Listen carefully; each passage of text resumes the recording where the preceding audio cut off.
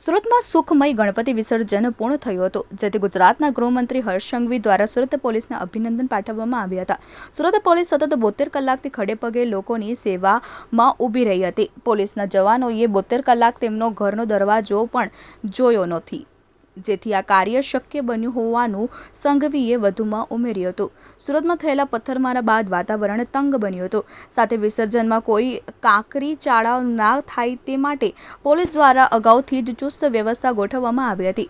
ગતરોજ અલગ અલગ જગ્યાએ પોલીસના ઉચ્ચ અધિકારીઓ પણ સતત દોડતા રહ્યા હતા, જેથી ગણપતિ વિસર્જન પૂર્ણ થતાં પોલીસે હાશકારો લીધો હતો. આજે સુરત શહેરના યુવાનો, વડીલો, મહિલાઓ, બાળકો બધા સાથે મળીને ગણપતિ બાપાની વિસર્જન યાત્રા ખૂબ ધામધૂમથી સુરત શહેરના ખૂણે ખૂણે મનાવવામાં આવી રહી છે.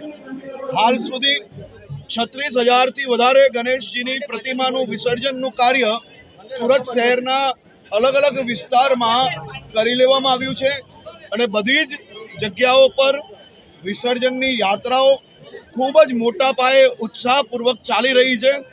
સમયસર તમામ ક્ષેત્રોમાં આ યાત્રાઓ સમયસર દરિયા કિનારે, નદી કિનારે અને મહાનગરપાલિકા દ્વારા જે વ્યવસ્થાઓ બનાવેલી છે ત્યાં પહોંચી રહી છે.